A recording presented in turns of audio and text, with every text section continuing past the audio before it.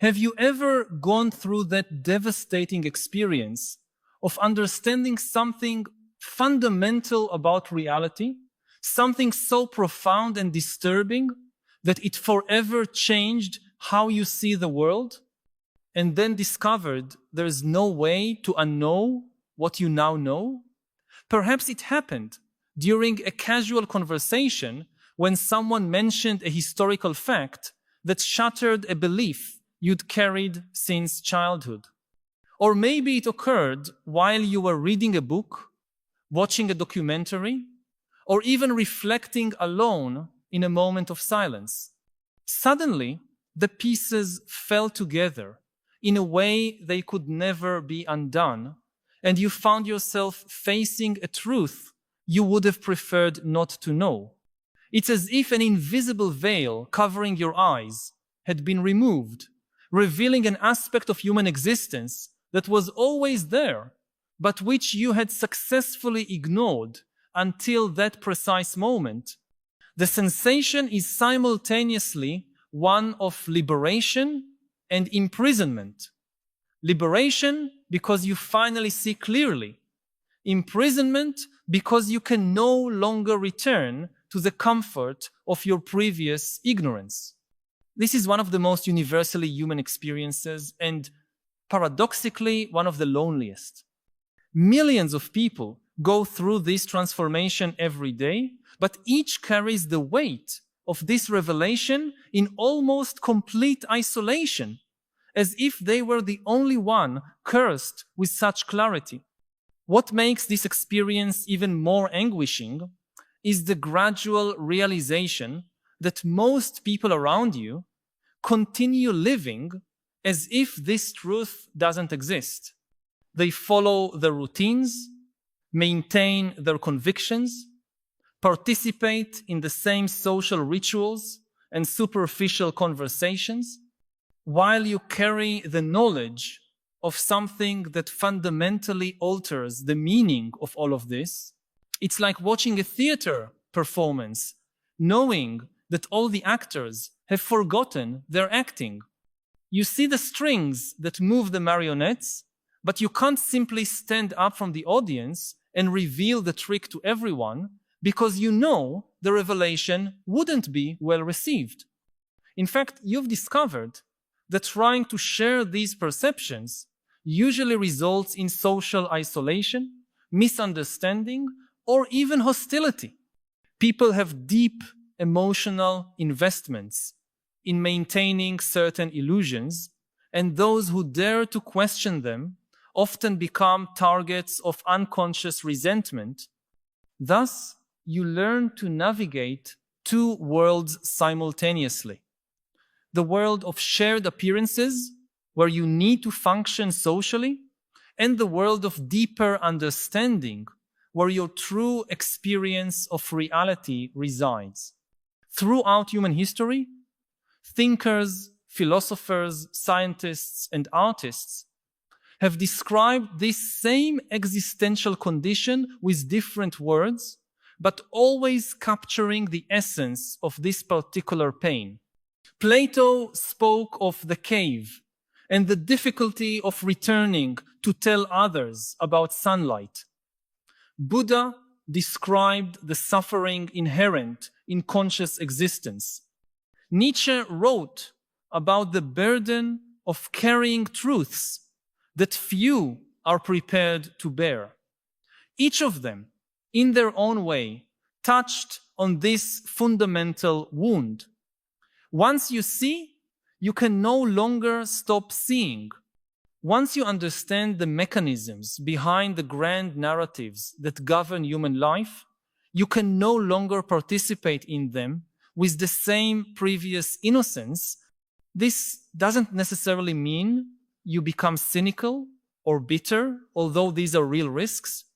It means you carry a double consciousness, awareness of what is apparent and awareness of what lies behind the apparent. You live simultaneously on the surface and in the depths, and this duplicity requires constant psychological energy that can be exhausting.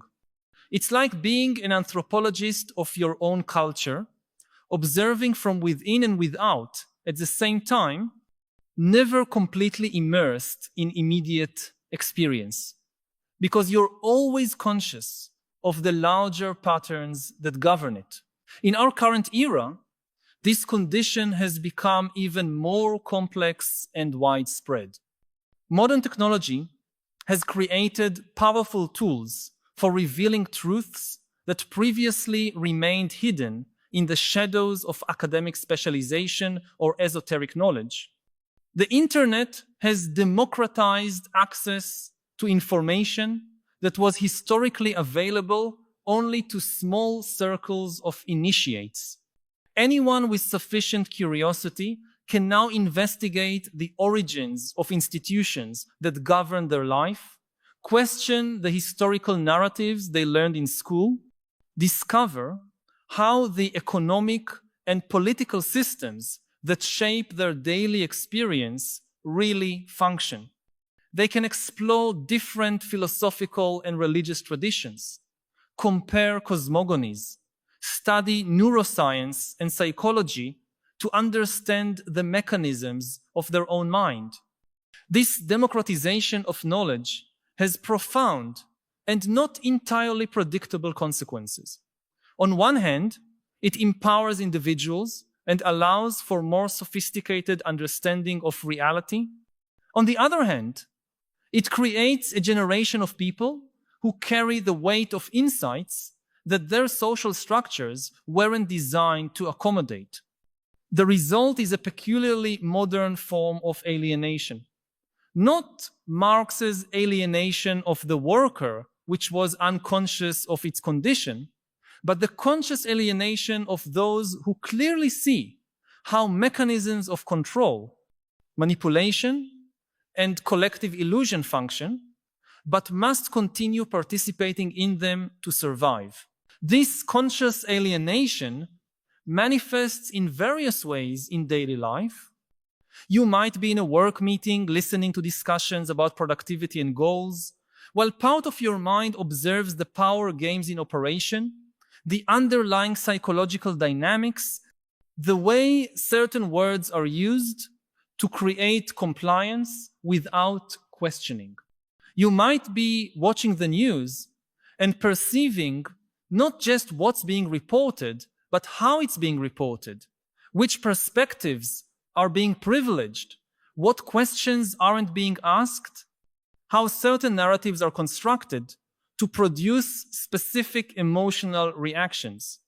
You might be in an apparently innocent social conversation and notice patterns of conformity, subtle signals of hierarchy, the way people perform idealized versions of themselves based on cultural expectations they themselves haven't fully questioned.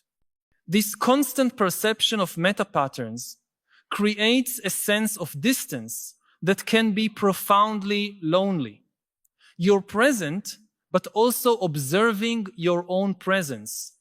You're participating, but also analyzing your own participation. It's a form of self-consciousness that can be both illuminating and paralyzing. I need to pause for a moment to ask you directly. When was the last time you felt this kind of uncomfortable awakening? That moment when you understood something about the nature of reality that you would have preferred not to understand? Perhaps it was something about how human relationships really work, or about the constructed nature of values you considered absolute, or about the psychological mechanisms that govern your own decisions. I know we often keep these revelations to ourselves, perhaps out of fear of seeming pretentious or too pessimistic in a world that values superficial optimism. But your experience is valid and most likely shared by more people than you imagine. If this theme resonates with you, share in the comments. My moment of uncomfortable awakening happened when I understood that. Your honesty might be exactly what someone needs to read today to feel less alone in this journey of deeper understanding of human existence. The central paradox of this condition is that the knowledge that causes suffering also offers a unique form of liberation. While it's true that you can no longer return to previous ignorance, it's also true that deeper understanding of reality's mechanisms offers possibilities for more conscious and potentially wiser navigation. When you understand how emotional manipulation systems work, you become less susceptible to them. When you clearly see the unconscious dynamics that govern human behavior, you can make more deliberate choices about how to respond to them. When you recognize the constructed nature of many structures that seemed natural and inevitable, you can participate in their reconstruction in more intentional ways. The suffering comes from resistance to the new reality, from nostalgia for lost simplicity, from the sense of isolation that accompanies differentiated perception. But there's also a particular dignity in carrying difficult truths, a form of courage that develops only through willingness to face uncomfortable aspects of human existence. It's what some philosophical traditions call amor fati, not just accepting, but completely embracing reality as it is, including its most disturbing aspects. This radical acceptance isn't passive or resigned. On the contrary, it liberates psychological energy that was previously spent resisting reality, allowing more creative and effective engagement with possibilities for transformation. When you stop fighting against the fact that certain illusions are illusions, you can begin to work consciously with them or create more satisfying alternatives. When you accept that alienation is part of the modern human condition, you can seek authentic forms of connection that honor both your lucidity and your need for belonging. When you recognize that existential suffering is inseparable from elevated consciousness, you can develop practices and perspectives that make this suffering more bearable and perhaps even transform it into a source of wisdom and compassion. The Buddhist tradition has an interesting concept for this. Bodhisattva, the being who awakens to truth about the nature of reality, but chooses to remain in the world of suffering to help others on their journey of understanding. It's a powerful metaphor for the possibility of transforming the pain of awakening into a force of compassionate service. Contemporary technology is creating conditions for this transformation to happen on an unprecedented scale. For the first time in human history, large segments of the population have instant access to virtually any information, can connect with people who share similar concerns regardless of geographical boundaries, and have tools to create and disseminate their own narratives about reality. This is leading to a kind of collective awakening, though fragmented and disorganized. Millions of people are simultaneously questioning official narratives, exploring alternative philosophies, experimenting with new forms of social and economic organization, creating art and literature that expresses this double consciousness we're discussing. It's an extraordinary historical moment, though also profoundly destabilizing. Traditional institutions that historically mediated access to knowledge and interpretation of reality are losing their monopoly. This creates enormous opportunities for greater intellectual and creative autonomy, but also significant risks of social fragmentation, epistemological confusion, and manipulation by new types of authorities who know how to exploit the psychological vulnerability of people in transition. The challenge for those who carry this double consciousness is finding ways to live with integrity in a world that hasn't yet developed adequate structures to accommodate higher levels of collective consciousness. This requires a combination of practical wisdom, moral courage, and social creativity. Practical wisdom to distinguish between useful truth and truth that simply cause unnecessary suffering. Moral courage to remain true to what you've seen and understood, even when this means accepting certain types of loneliness or misunderstanding. And social creativity to find or create communities, practices, and forms of expression that honor both your lucidity and your fundamental humanity. This might mean seeking relationships with people who are on similar journeys of questioning and discovery. It might mean developing contemplative practices that help process the intensity of revelations you're having about the nature of reality. It might mean finding forms of artistic, intellectual, or activist expression that transform your understanding into constructive contributions to cultural evolution. Or it might simply mean learning to live with more compassion for yourself and others who haven't yet reached the point of awakening where you find yourself. One of the most important discoveries on this journey is that truth is not a destination, but a continuous process. What you see today as ultimate truth will probably reveal new layers of complexity and nuance as your capacity for perception continues developing. This can be both humbling and liberating.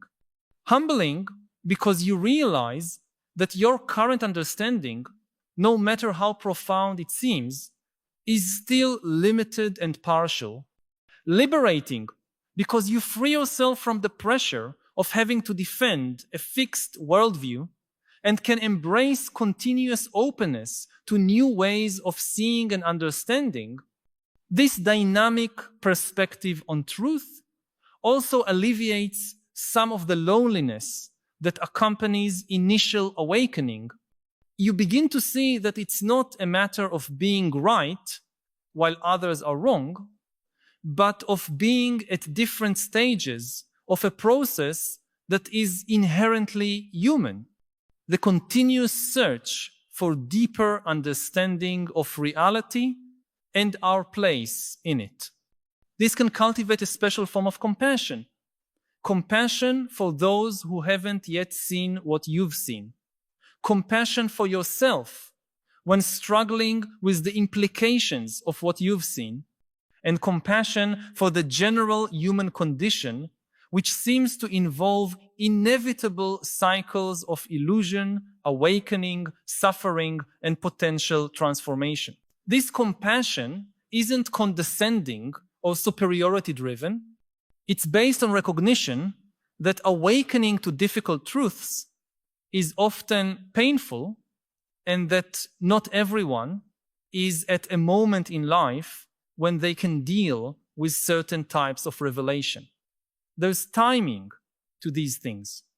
There's wisdom in respecting where people are in their journeys, even when you can clearly see the limitations of their current perspectives.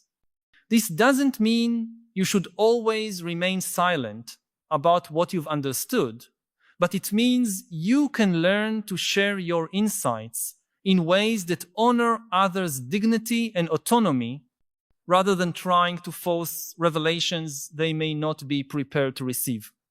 It's a delicate art, being honest about your own experience of reality without imposing that experience as the only valid one, being available for those who demonstrate genuine curiosity about deeper questions without becoming an evangelist of your own enlightenment. maintaining your intellectual and spiritual integrity without completely isolating yourself from social structures that are still necessary for functional life. Perhaps the deepest understanding that emerges from this experience of uncomfortable awakening is that the human condition is fundamentally paradoxical, and that learning to live with paradox may be more valuable than trying to resolve. We are simultaneously animals and something beyond animals. We are products of historical and social forces we don't control, and at the same time, agents capable of conscious transformation. We are unique individuals and part of a larger collective fabric. We are beings who seek truth and meaning in a universe that may be fundamentally without inherent purpose. These contradictions aren't problems to be solved, but creative tensions to be embraced. When you stop fighting against the paradox of human existence and learn to dance with it, something interesting happens. The pain of awakening doesn't disappear completely, but transforms into a peculiar form of melancholic joy, the joy of seeing clearly, even when what you see is disturbing, the joy of being able to admire the complexity and beauty of human systems, even when you also see their limitations and distortions.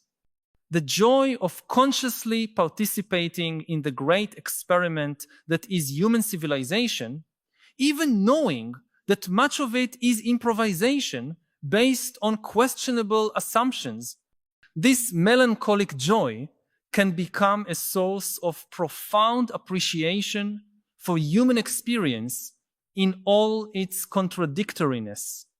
You can simultaneously admire the innocence of someone who still completely believes in narratives you recognize as social constructions, and the courage of that same person in living fully within those narratives. You can feel tenderness for the illusions people need to maintain to function emotionally, even while you yourself can no longer sustain them. You can participate in social rituals you consider arbitrary, but find beauty in how they create shared connection and meaning for those who participate with genuine faith. This posture is neither cynical nor sentimental. It's a mature form of love for humanity that includes both its limitations and its possibilities, both its blindness and its occasional capacity for true vision. It's what mystics from various traditions have called non-dual vision, the ability to see simultaneously the imperfection and perfection of existence, suffering and beauty, illusion and truth, without needing to choose sides or artificially reconcile opposites. We now arrive at a crucial point in this reflection. Understanding that carrying difficult truths is not a burden you must bear alone, but a responsibility that can be shared in creative and constructive ways. Human history is largely the history of people who saw something others couldn't see and found ways to translate that vision into contributions that elevated the general level of consciousness and possibility. Artists who expressed aspects of human experience that hadn't been articulated before. Scientists who revealed patterns in nature that transformed our understanding of ourselves. Philosophers who questioned fundamental assumptions about reality, morality, and meaning. Activists who pointed to injustices that were invisible to the majority. Each of these contributors had to navigate the tension between their particular vision and the limitations of their time's collective consciousness. Each found ways to translate potentially disturbing insights into languages and forms that could be gradually received and integrated by the broader culture. This suggests that your experience of uncomfortable awakening, while it may seem isolated and difficult, is actually part of a larger evolutionary process through which human consciousness expands and deepens over time. If these reflections have touched on something you've been feeling, but perhaps haven't found words to express completely, know that you are not alone in this experience of sometimes painful awareness about deeper aspects of reality. By subscribing to this channel, you'll connect with a growing community of people who share your concerns and your desire for more honest and complete understanding of the existential challenges of our time. Each week, we meet here to explore together the great questions that define our era and to seek not just intellectual understanding, but also wiser and more compassionate ways of living amid the complexities we're discovering. This isn't just a channel, but a space for dialogue and collective growth where your experience of awakening can transform from uncomfortable isolation into meaningful connection with others who are navigating similar territories of expanded understanding. The journey of awakening to uncomfortable truths is ultimately a journey of return to a more authentic form of humanity. When you let go of illusions, you can no longer sustain and learn to live with the truths you've discovered. You become capable of more honest relationships, both with yourself and with others. You develop discernment capacities that allow you to navigate modern life's complexity with greater wisdom and less unnecessary suffering. You find ways to contribute to the common good that are based on real understanding, not good intentions founded on questionable assumptions. And perhaps most importantly, you discover that it's possible to maintain hope and find purpose even in a world you see with sometimes disturbing clarity. This hope isn't based on denial of the difficulties you perceive, but on confidence that human consciousness is capable of continuous evolution and that your own contribution to this evolution, no matter how small it may seem, is part of something greater than you can fully comprehend.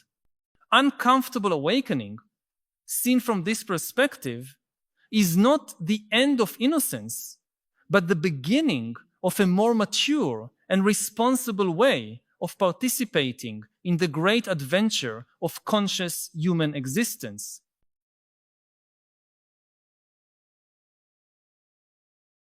What I try to do in all my works is help people understand themselves, help people understand reality better. It's a very delicate job because people usually rush to judge reality and to judge history, to judge the past and the present. We want to know who are the good guys and who are the bad guys, whether things are good or bad. When we rush to judge things, we don't have time to understand them. In my writing, I try to write history without villains, without good guys and bad guys, but to understand the deep process of change. And I sometimes think about history maybe as a kind of collective therapy. Yuval Noah Harari, I'm very happy to see you. Thank you for coming. It's my pleasure. It's good to be here. Well, we're going to talk about your book, Nexus. And after reading it, I've been thinking a lot about, well, the end of the world and annihilation of the human species. I mean, do you go around thinking like that as well? I think it's a possibility, but it's not deterministic, it's not inevitable. The whole point of writing a book warning about these dangerous scenarios is that these are just scenarios. We still have the power, the resources to prevent them. But every previous technology in a way empowered us. Even nuclear weapons, of course, they could destroy us, but only if we decide. Atom bombs empowered us because the bomb cannot decide who to bomb, who to kill. You always need a human being to make the decisions. AI is different. It's the first technology in history that can make decisions by itself, which means that it's no longer a tool, it's an agent. It's an independent agent. Similarly, it's the first technology in history that can create new ideas by itself. And of course also invent new weapons. So it's like a nuclear bomb that can invent a more powerful nuclear bomb that can invent an even more powerful nuclear bomb. It doesn't have to go in that direction. It's not inherently evil or bad. It has a lot of positive potential. It could provide us with the best healthcare in history. It could help us prevent catastrophic climate change. And this is really just the beginning of the process. If you think about the evolution of organic beings, so it took billions of years to get from amoebas to dinosaurs. Digital evolution is millions of times faster. And if GPT-4 or ChatGPT, this is the amoeba, so how would the T-Rex look like? Yeah.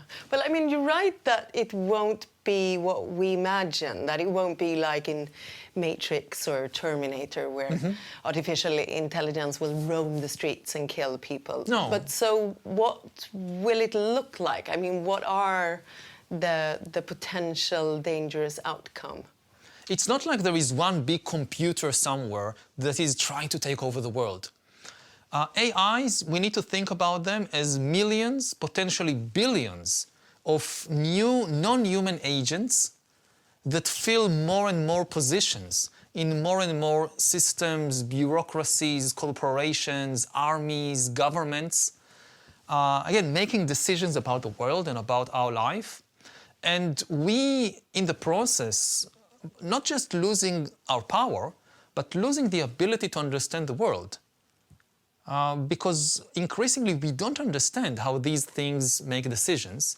We don't understand these extremely complex systems. I mean, what we have seen already in recent years is that AIs are taking over to some extent our culture, our society, the conversation. On social media, some of the most important decisions about what kind of content to promote is being taken by algorithms.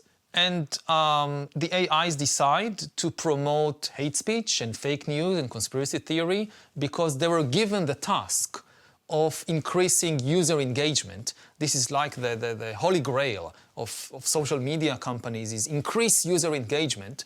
And the algorithms discovered, by trial and error, by experimenting on millions of people, that outrage gets engagement. And this has already resulted in increased polarization in societies all over the world, from Myanmar to the United States.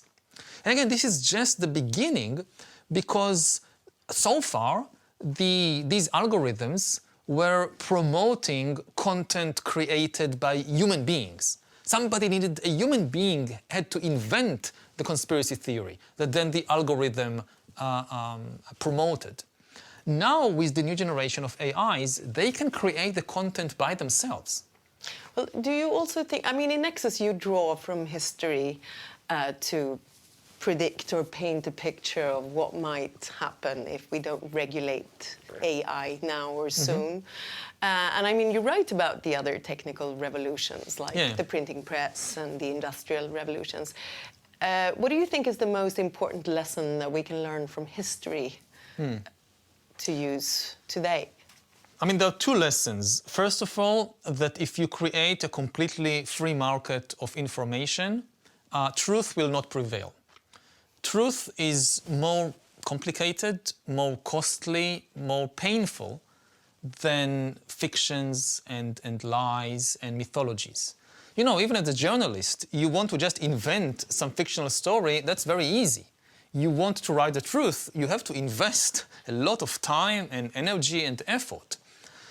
Similarly, if you think about the other side of the equation, the audience, for the audience to connect to a truthful story is often more difficult because reality is complex, it's complicated. So it demands a lot of effort to really understand a true story.